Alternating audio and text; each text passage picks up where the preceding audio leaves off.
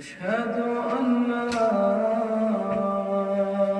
إله إلا الله.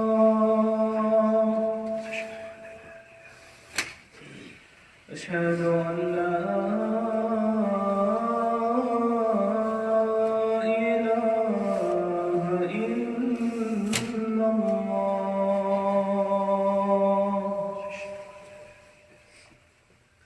أشهد أن محمدًا رسول الله.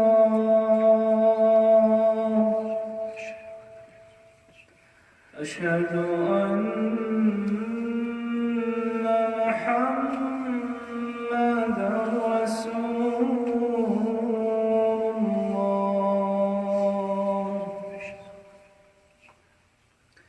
حي على الصلاة.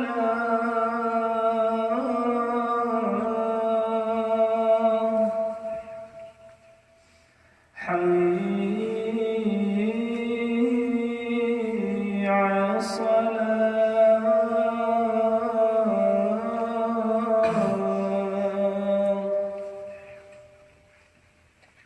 حي على الفلاح.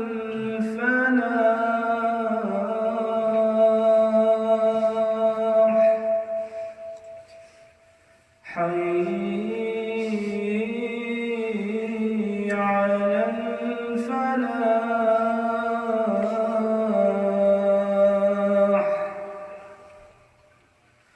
الله أكبر. الله أكبر. لا إله إلا الله.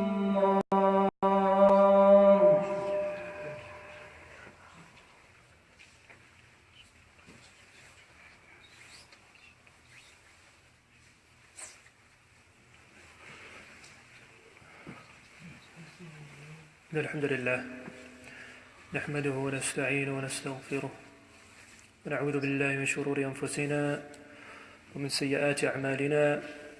من يهده الله فلا مضل له ومن يضلل فلا هادي له، وأشهد أن لا إله إلا الله وحده لا شريك له، وأشهد أن محمدًا عبده ورسوله. يا أيها الذين آمنوا اتقوا الله حق تقاته ولا تموتن إلا وأنتم مسلمون.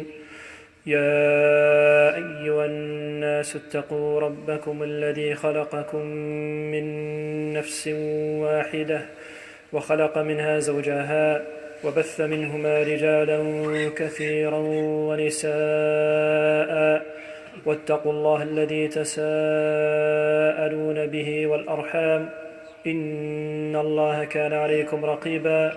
يا أيها الذين آمنوا اتقوا الله وقولوا قولا سديدا يصلح لكم أعمالكم ويغفر لكم ذنوبكم، ومن يطع الله ورسوله فقد فاز فوزا عظيما.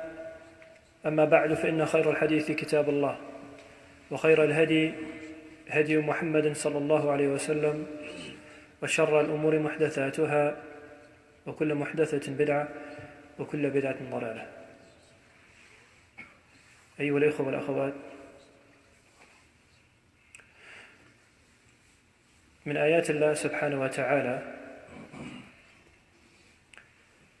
ألسنتنا وألواننا، الثقافات،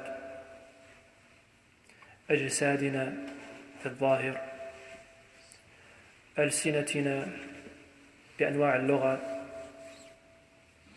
من آيات الله سبحانه وتعالى لينا لنتفقه ونتفكر. إن الله لا ينظر إلى أجسامكم ولا إلى صوركم ولكن ينظر إلى قلوبكم وأعمالكم. Brothers and sisters, respected elders, God Almighty, He really didn't leave us without a type of capability to consider. And in our natural design disposition, we are given certain tools, characteristics, attributes that are meant to be a benefit to us in this life and also among Islamic theologians in the afterlife. Some things we are born with, as many of us know, we didn't choose. The way we look, for example, the color of our skin, among other things. At the same time, He placed before us in these things reminders for us to look into consciously, wholeheartedly, and allow it to be a means that makes us grow spiritually. And in that spiritual growth, reaching and drawing closer again spiritually to the Almighty subhanahu wa ta'ala. And a very powerful verse, the chapter of the Romans in the Quran. Verily, from among the Almighty's signs, things to consider, proofs, references, enlightenments, is the varying languages the human being speaks, and the varying colors that are painted, one may say painted, out the outward appearance. Barely those are signs, illuminations, considerations, magnifications, proofs for an opportunity to reconsider something far deeper. Yes, as the Prophet ﷺ, he said in the prophetic tradition, the Almighty, He doesn't look to our color of our skin. It's quite simple, and the way that suits His Majesty. He doesn't look to the built structure that you have. You'd be 6'5" or smaller, shorter or taller. But instead, He looks to your fruits. He looks to your inner self in a way that suits Him. And He looks to the choices that you make, the actions that you choose, when you are not forced to do something of a free will. فاللغة أيها الإخوة والأخوات من آيات الله سبحانه وتعالى. وعند الفقهاء يناقشون المسألة: هل اللغة العربية مثلا توقيفي من الله سبحانه وتعالى أم غير ذلك؟ الحافظ السيوطي القرطبي وغيرهم رجحوا أنها توقيفي من الله اللغة، وبذاته اللغة العربية. وبالشاهد كما تعرفون أن الله تكلم في اللغة العربية في القرآن الكريم في الوحي، ولكن للأنبياء والرسل قبل النبي عليه الصلاة والسلام تكلم بلغتهم، أي أن في الوحي أرسل إليهم بلغتهم إلا بلسان قومه ليبين لهم من ناحية الوحي. فلذلك حينما كانوا يتكلمون بأمتهم كانوا يتكلمون بلغتهم وبثقافتهم وتفكيرهم ليوصل إلى قلوبهم، وهو حجة من الله. Language, Arabic, Hebrew, the Aramaic, English, French, Spanish, Portuguese, whatever it may be. And in the light of the present contextual revelation of Muhammad among Islamic theologians, there is a topic that if language is actually something that was inspired by God or not. And many theologians, they argue that it is an inspiration from God. The Almighty to the Muhammad ﷺ inspired him through a sense of revelation, the Quranic reference, considered to be the word of God. It is in the Arabic language. However, prophets and messengers are not subjected to an Arabic upbringing. Consequently, Jesus was not an Arab. Moses was not an Arab. Prophets beforehand weren't necessarily in the concept of Arab. Some were. Ismail, for example, in that particular observation. But not all of them. And that's what Allah describes in the chapter of Abraham. He says that when He sent a prophet messenger, they spoke the language of the people. So the Injil, the revelation given to Jesus, was in the language of the people He was sent to. Moses, the concept of Hebrew among other elements, in their language. لِيُبَيِّنَ لَهُمْ, to be a concept of a reference for them to take into consideration. So they knew the culture of the people, they were from among them, they knew their languages, and they spoke to them in a fashion that would be able to reach their hearts. إخواني, اللغة لها تاريخ عظيم. تاريخ عظيم جدا. وأنها في نفس الوقت تتبين أن البشر أقرب مما يعتقدون. لماذا نقول البشر؟ نقول بني آدم، الإنس، أقرب مما يعتقدون. عندنا أقوام في الشرق، عندنا أقوام في الغرب، عندنا أقوام يتكلمون بألسنة اللغة العربية، يتكلمون بالعبراني، يتكلمون في الإنجليزية. ولكن إذا تقربت إلى اللغة بطريقة دقة وعلم وحكمة ستجد الشيء عجائب، ستجد عجائب وآيات أن فعلا أن البشر أقرب لبعضهم مما يعتقدون الناس. فلذلك قال الله سبحانه وتعالى: من آياته خلق السماوات والأرض واختلاف ألسنتكم وألوانكم. وأنه سبحانه وتعالى أصل اللغة من الله كما تعرفون، وعلم آدم الأسماء كلها ثم عرضهم على الملائكة.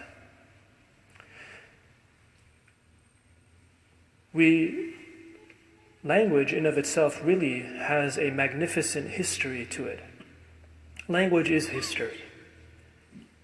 Yes, it is a magnificent work from God, an inspiration to the human being, given the capability. But in language in of itself, there is a history that shows the human being is much closer to each other than they think.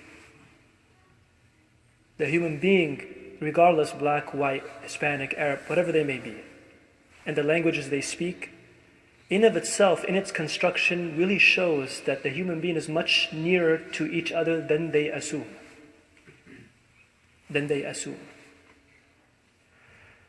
And consequently, you find an interesting verse in the Quran where it describes a scenario in which the Almighty inspired Adam with language, an inspiration from that to the human being, particularly in the observation of Adam. Words, language. And this is a representation, as we have described from Surah Al-Baqarah, وَعَلَّمَ آدَمَ الْأَسْمَاءَ كُلَّهَا. The Almighty had inspired Adam words, all the words, language, as a magnification that indeed the Almighty, He didn't necessarily leave the human being alone. He didn't necessarily leave them without support. He didn't necessarily leave them to embark on a path without a type of help. But He allowed for things to exist through a sense of inspiration, things that are very magnificent for a person that takes a step back and takes it into consideration. Signs from God for people to consider within themselves, and not necessarily elements to cause great hardship among each other, transgression, oppression, among other things. وَعَلَّمَ آدَمَ الْأَسْمَاءَ كُلَّهَا. وآدم من ناحية اللغة العربية من أديم الأرض، والإنسان يروى عن بعض العلماء مشتق من النسيان الذي ينسى.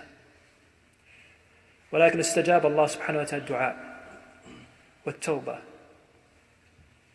فينسى العبد أمور كثير. وفي معنى النسيان الأخطاء، يعصي الله سبحانه وتعالى، ولكن مع ذلك أن الله يستجيب ويتوب على من تاب ويتوب على من لا يتاب، ربما في أعمال الصالحة.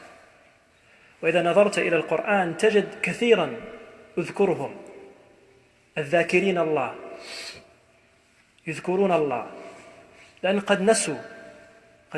إذا نظرنا إلى الأصل في خلق بني آدم، وإذ أخذ ربك من بني آدم من ظهورهم ذريتهم وألسنتهم قال ألست بربكم قالوا بلى شهدنا أن تقولوا يوم القيامة إنا كنا عن هذا غافلين. فلذلك الأصل كانوا يعرفون بني على الفطرة يميلون إلى وجود الله سبحانه وتعالى ولكن ينسون في حياة الدنيا. فالإنسان من النسيان، ولكن مع ذلك أن الله يستجيب الدعوات والتوبة ويذكرنا. اذكروا الله يذكركم كما يقول كثير من الخطباء. So what we have, brothers and sisters, is a concept that the human being in language and in inspiration were drawn naturally in the recognition of God. So God didn't, and among Islamic theologians, didn't design the human being drowning. What do we mean by drowning? In sin. In sin. Among Islamic theologians, they talk about them being above water. And in this concept of being above water, this natural disposition within the human being to recognize indeed there is God, an inclination towards that, فطرة الله التي فطر الناس عليه. Natural inclination of the human being, the Almighty has placed in the human being, where they could recognize these things. And they are inclined towards these things, a support, a type of support. In linguistics, Adam, human, the human in Arabic is insan. And in Arabic, among linguistic scholars, they talk about insan being a word that actually had been extracted from something more fundamental, which is nisyan, one who forgets. One who forgets. A trait of the human being. And from that, the human being was named, and or the usage in linguistics was given to the human being as insan, the human. So in Arabic, it has this observation. Why? Because this natural disposition the human being is on, and the natural trait of the human is they make mistakes. They make mistakes. And they forget at times. But with these particular traits, God is there. And He accepts that repentance. And He guides to that of goodness. And He supports, and He even forgives, of course, in a way that suits humanity, things we have forgotten about, we have done. We never ask for repentance through other things, through other elements, because He is the merciful subhanahu wa ta'ala. So the concept of remembrance, if anyone reads the Quran, you find remember, remind them in the Quran, remind them. Because the human being forgets. And in this natural disposition that they have as a human being and children are grown into, among Islamic theologians, they consider them people of goodness. And when they get older, they forget. And or they get older and they choose their path, whatever it may be. Built upon this ideology that in a positive sense the human being is in goodness, remind them, because the reminder brings about benefit. And a reminder in linguistic is in matter that you are telling someone about something they had forgotten. And forgetfulness in Arabic, it means a person who has done wrong, and it also means a person who has forgotten. And it also means a person who has committed sin. So consequently, the reminder brings about benefit. Reminding of that which is natural. In the concept of reminder, there is forgiveness. In the concept of reminder, there is enlightenment. All within the concept of reminder. شيء عظيم أيها الإخوة والأخوات. إن الذكرى تنفع المؤمنين. وذكر لأنهم قد نسوا البشر ربما ينسى. الإنس ربما ينسى من النسيان. Very powerful verse. Reminder, for verily the reminder brings about benefit to individuals that contain a sincerity for inspiration. Remind them. They have forgotten. People forget. And or people make mistakes. And or people need help. And or they need to choose between paths. Remind them. Play the role of a reminder. فالبشر إخواني أقرب مما يعتقدون. ومن علامات الساعة كما تعرفون هو حديث العظيم، حديث عن ابن شهاب الزهري عن سعيد بن المسيب عن أبي هريرة رضي الله تعالى عنه أن النبي صلى الله عليه وسلم قال من أقواله قال يتقارب الزمان إذا نظرت إلى المحدثين وهم يتحدثون في هذه الحديث يفسرونها قبل مئات من السنوات، تجد التفسير العظيم أن في ذلك الوقت بين يدي الساعة ينتزع من حياة البشر البركة، فلذلك يحس مثلا الشهر كالأسبوع والأسبوع كاليوم، فيجري الأوقات حتى ينظر إلى نفسه ويقول كيف فاتتني هذه السنوات. ولكن إخواني ستجد محدثون يتكلمون نظريا في الرواية ويفسرون بشيء عظيم. هم يقولون قديما قبل مئات من السنوات، إذا نظرت الحافظ بن حجر العسقلاني ابن بطال وغيرهم، يقولون أن في المستقبل سرعة السفر يتقرب والتواصل بين البشر يتقرب. إن كان الرجل يريد مثلا يتكلم مع رجل آخر يتقرب، السير يتقرب، يسهل على العبد وغير ذلك. وإذا نظرنا إلى وقتنا الحاضر كما تعرفون السفر في السابق كانت تأخذ سنة، الآن تأخذ يوما أو شهرا، والشهر في السفر في السابق صارت أسبوعا والأسبوع صارت يوما إلى آخره. شيء عظيم لمن وقف وتدبر. الشاهد وراء ذلك يتقرب البشر، يتقرب الظروف، يكون كمقعد واحدة، ويوم تبدل الأرض غير الأرض والسماوات أرض المحشر يتقرب البشر وليتقربون لبعض، إن كانوا من الشرق أو الغرب كلها يتقربون. So there's a really interesting tradition, a prophetic tradition in Islamic teachings. They talk about a scenario of a future event. And you find it's among the Abrahamic faiths particularly references about circumstances of the future. Jesus' teachings, Muhammad's teachings, Moses' teachings, for people to take into consideration, for it to be an enlightenment, and at the same time for people to avoid, if there is going to be harm, corruption, oppression, to avoid these things, to learn. But what's really interesting is that there is a very precise statement, prophetic teaching, Prophet ﷺ, where he says that as time elapses, and this concept of hour, the hour, a time frame in which people stand before God, Judgment Day, as has been proclaimed by some. During the descriptions of things or elements or signs that represents the coming of these things is that zaman yataqarab, era, time frame, circumstance draws near. It draws near. It comes close. It nears. So you find these Islamic theologians from hundreds and hundreds, 600, 700, 800 years before, they're talking about this. How during that era, for example, people's travels that used to take a month shortens to 1 week. And as development happens, that 1 week becomes 1 day in travel. The communication between people is as if everyone is right next to each other. So you look to some scholars of prophetic teachings in our time, they talk about how now telephones and everyone walks. You have your phone, you can communicate with someone in China, few seconds, and another person here. Information is as if one body. The human being has become one body.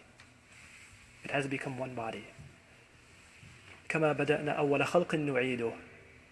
As God had designed a human being beforehand as one body, eventually, do you see, the concept of life again comes about. And in this concept of life again coming about is the drawing near again of the human being. They coming close to each other again until a time before they stand before the Almighty in a way that suits Him. أقول قولي هذا واستغفر الله لي ولكم فاستغفروه إنه غفور رحيم.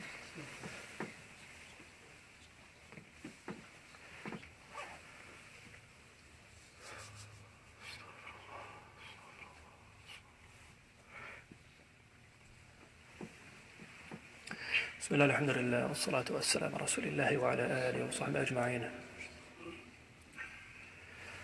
من ناحية اللغة العربية في عجائب إخواني، لا شك في ذلك. وتتبين أن بني آدم أقرب لبعض مما يعتقدون. فمثلا إذا نظرت إلى كلمة الكحول في اللغة العربية كانوا يستعملونها قديما. في الإنجليزية يقولون alcohol، مشتق من استعمالها باللغة العربية. فأخذت خطوات. الفرنسويين كانوا يستعملونها، الإسبانيا، وأخذوها من اللغة العربية. وكذلك في الإنجليزية يقول alchemy وهو الكيمياء، وهو تنظيف أنواع الأحجار ليأتون بالذهب والزخرفاء، وهو من اللغة العربية. يقولون في الإنجليزية هو من اللغة العربية. algebra جربرا، نحن نعرف التاريخ. algorithms اللغة العربية أصلا. ولكن من أعجب الأمور، من العجائب، أن فكرة اللحية واستعمالها في اللغة الإنجليزية ترجع إلى قواعد عجيب. فنحن في الإنجليزية نقولون Aaron's beard، لحية هارون، وهو صفة من أسماء أنواع النباتات يقولونها. تستطيع أن ترجع إلى مراجع اللغة الإنجليزية، يسموها أنواع النباتات لحية هارون، شكلها والشعر التي فيه. وإذا نظرنا إلى صفة لحية هارون في التوراة في كتاب سالمز، والسالمز عندهم كالزبور، رقم 133 فصل 133 رقم 2، يصفون لحية هارون أنها طولها للسروال وتحت يعني على الثوب. إذا نظرنا إلى القرآن الكريم كما تعرفون لا تأتي بصفة من البشر بلحيته إلا رجلا واحد وهو هارون. لم تأتي بالقرآن كله إلا صفة هارون. لا تأخذ بلحيتي ولا برأسي، قصة موسى وهارون، لا تأخذ بلحيتي ولا برأسي. لم تأتي بصفة اللحية من الأنبياء في القرآن الكريم إلا في صفة هارون عليه السلام.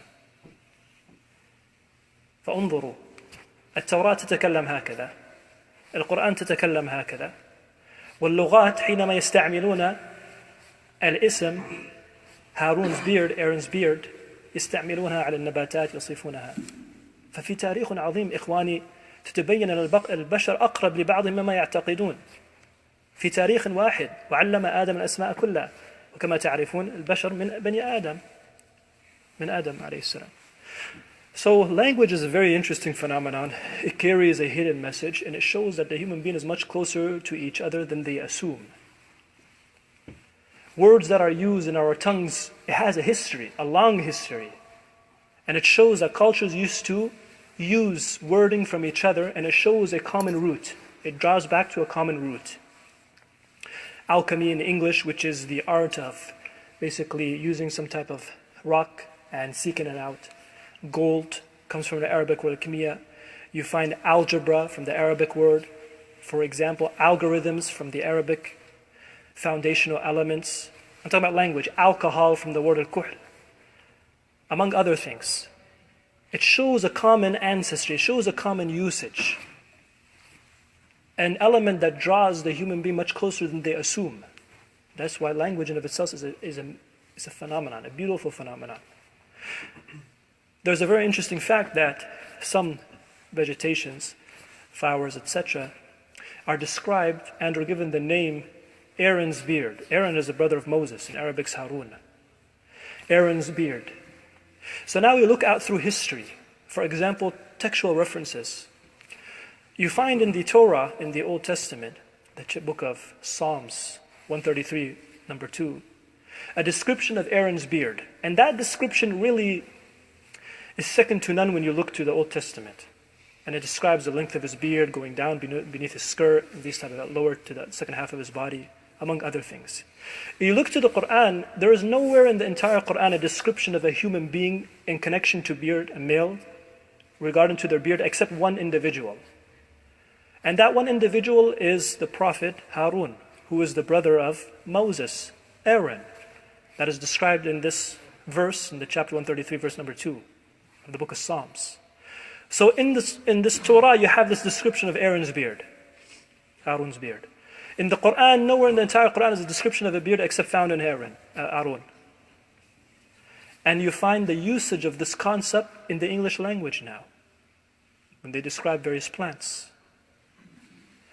إخواني إذا نظرنا إلى كلمة أخ وآخر في اللغة العربية كما تعرفون، إذا قلنا أخ معنى أخي، وفي الإنجليزية الأخ brother وآخر other. في اللغة العربية الأخ داخل في آخر، أليس كذلك؟ أخ داخل في آخر، كلمتين. في اللغة الإنجليزية نفس الشيء. brother and other brother مدخول brother other مدخول في other في الإنجليزية. ففي العربية مدخولون ببعض، وكذلك في اللغة الإنجليزية. شيء عجيب لمن وقف وتدبر. فلذلك كما قلنا في السابق أن السيوطي والقرطبي وغيرهم كانوا يتكلمون بالنسبة للغة العربية مثلا توقيفي من الله. Was really interesting. Another example, which is really very beautiful, interesting phenomenon, showing that intrinsic nature of the human being close to one another, a nearness, a root, a common ground, an inner connection. You find in Arabic, if you want to say brother, you would say akh. If you want to say other, you would say akhar. In English, brother, other is inside of brother. Other is inside of brother. In Arabic, same thing happens. That brother is inside of other. So this share this common ground, whoever stopped and think about it. Akh wa akhar, brother and other. كلاهما في كل الحالتين في اللغتين يدخلون في بعض. شيء عجيب. فلذلك يا إخوان آيات كثير لمن وقف وتدبر فقط في اللغة من ناحية اللغة. ما ينطق عن الهوى إن هو إلا وحي يوحى. Really, language is a very beautiful phenomenon. It shows history is so entrenched in this element. It shows the nearness of the human being to each other. It shows a common ancestry. It shows the inner relationships. It shows the sharing of information of benefit. It shows that they used to support each other, for example. It shows that they used to borrow from each other elements to survive in circumstances. And again, it shows the common ancestry that they have. Though nowadays we tend to think في وقتنا الحالي يعتقد أن البشر يعني فوضى كبيرة شق وفي فساد كبير. ولكن لابد أن تعرفون أن القلوب بني على الخالق. وخالق علم آدم الأسماء وهو الذي خلق العباد. فهم يأتون بواحدة من القول والأب والأصل. The reality between us, one person being of a different color, the other person speaking a particular language. These are all things as a representation of something far greater and more important. Racism is completely denounced. The ideology you thinking better than another person just because of your color or skin or language, completely denounced. But instead, things that are magnificent, such a beautiful thing for anyone that really wants to take into consideration the realities. Language is a beautiful thing. Culture is a beautiful thing. Your skin color is a beautiful thing. The way you look is a beautiful thing. Things of God subhanahu wa ta'ala. والله تعالى أعلم. ربنا آتنا في الدنيا حسنة وفي الآخرة حسنة وقنا عذاب النار. ربنا ظلمنا أنفسنا وإن لم تغفر لنا وترحمنا لنكونن من الخاسرين. لا إله إلا أنت سبحانك إنا كنا من الظالمين. اللهم إياك نعبد ولك نصلي ونسجد وإليك نسعى ونحفد نرجو رحمتك. اللهم إنا نستعينك ونستغفرك ونثني عليك خير ولا نكفرك ونؤمن بك. سبحان ربك رب العزة عما يصفون وسلام على المرسلين والحمد لله رب العالمين.